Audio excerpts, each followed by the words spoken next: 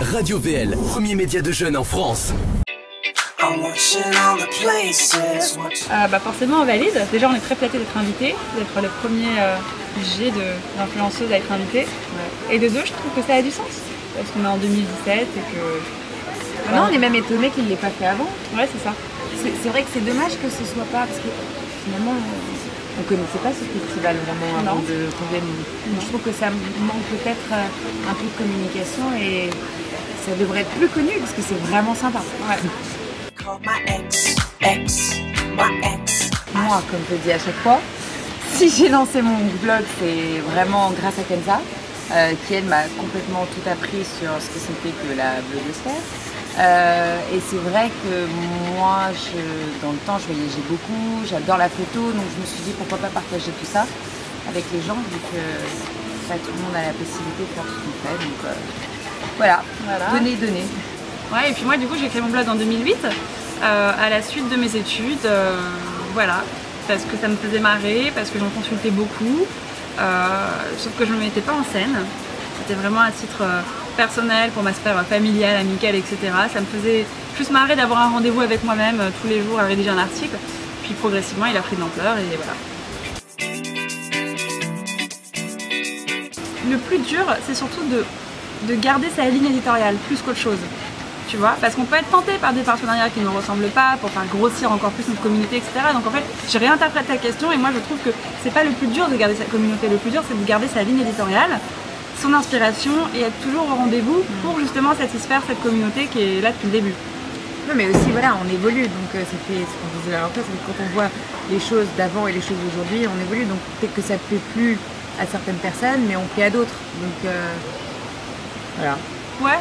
C'est pas un gros challenge finalement. Tu sais, quand tu aimes ce que tu fais, c'est un peu fluide et ça va de soi. Ne pas compter sur le blog, travailler à côté. Ouais, c'est vrai que moi j'entends parfois des filles qui font des jobs et tout assez solides ou voilà, qui font des choses qui leur amènent des sous chaque mois et qui disent moi je lâche tout et je me consacre à mon blog. Non, tu lâches rien, tu crées ton blog, t'attends qu'il marche ou pas et ensuite tu lâches peut-être ton travail. C'est pas si simple que ça, hein. C'est vrai qu'en apparence ça paraît facile de créer un blog et de diffuser des posts toute la journée, mais c'est du boulot.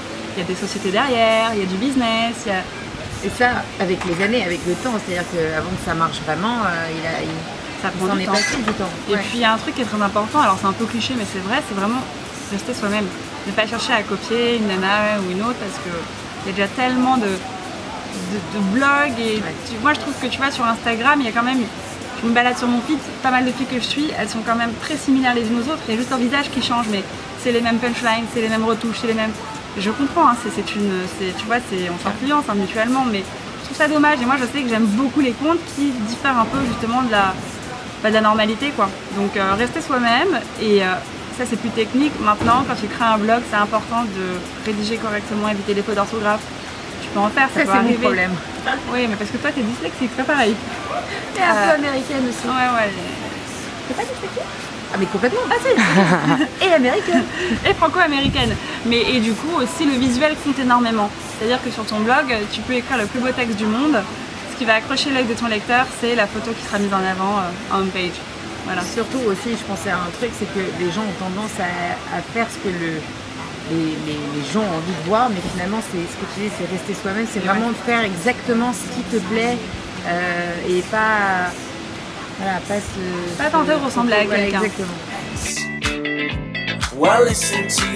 Je vais en showroom, je prends celle qui est à ma taille, parce qu'en showroom elles font toutes du 36, moi je fais du 38, donc déjà il faut que je rentre dedans, tu vois. C'est pas mal. Voilà, déjà ça, et puis non c'est pas compliqué, tu sais on est courtisé par les marques. Ouais. Donc avant les festivals, etc., en général on est contacté, on peut nous aussi les contacter. Voilà, et puis moi par exemple, tu vois, je prends 2-3 jours où vraiment je fais le tour des showrooms, des créateurs, etc. J'essaye, j'associe. Voilà. C'est compliqué de ne pas en faire trop aussi, hein, parce qu'on on fait pas non plus. Mais c'est ça, si tu dis tu fais le tapis rouge, tu fais tout péter, et finalement en même temps, bon, tu restes quand même une invitée, t'es pas là pour représenter un film, t'es pas non plus dans le milieu, donc t'es pas là non plus.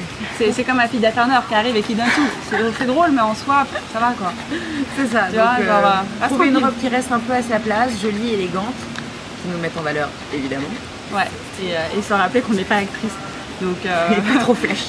Que voilà, on reste quand même discrète. On laisse les paillettes à la maison. I'm living for the moment.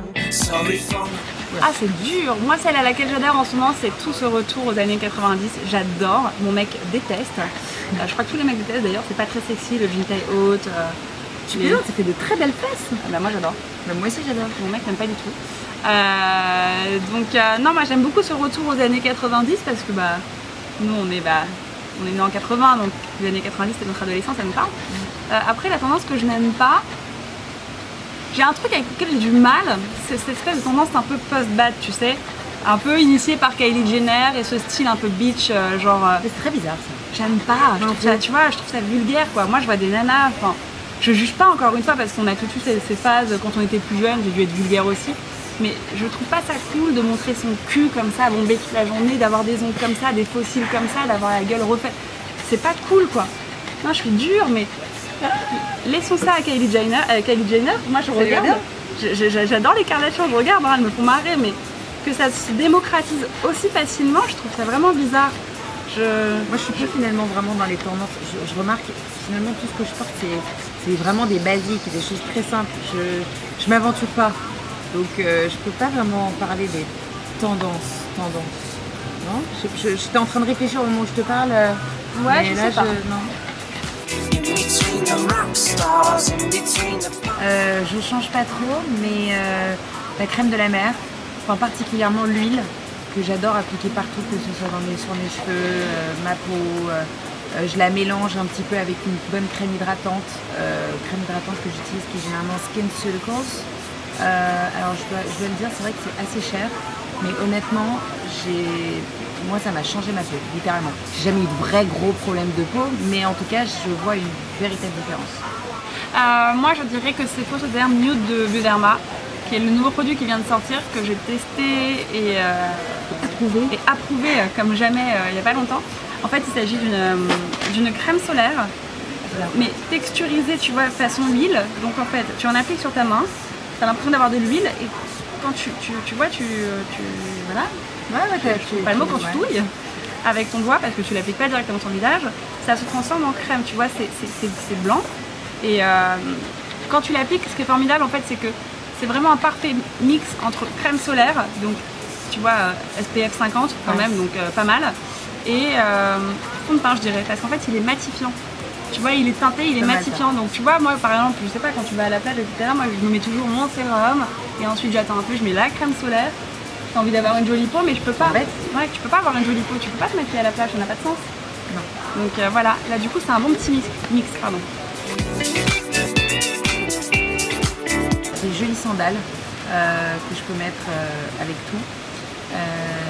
Évidemment 2-3 tenues pour les soirées. Ouais. Et puis quoi d'autre? Qu'est-ce que j'ai pris? Un maillot de bain. Un bon maillot de bain. Très bonne idée les lunettes. Oui, en effet, j'ai pris quelques lunettes parce que c'est vrai que ça accessoirise toujours et ça donne un look. Et voilà, pas mal, non? Bah c'est ça, moi j'ai pris. En fait, on a pris vachement de summer. De summer things, je sais pas comment on dit, de maillot de bain. Ce qui est bien, c'est que je me suis pas baignée une fois. Des lunettes. Elle est froide encore. Ouais. J'ai pris de la crème solaire parce que tu vois, même si j'ai la pommade, je ne supporte pas, genre cramer. Et j'ai pris mes affaires de sport qui sont pour moi un véritable indispensable parce que j'y vais tous les matins.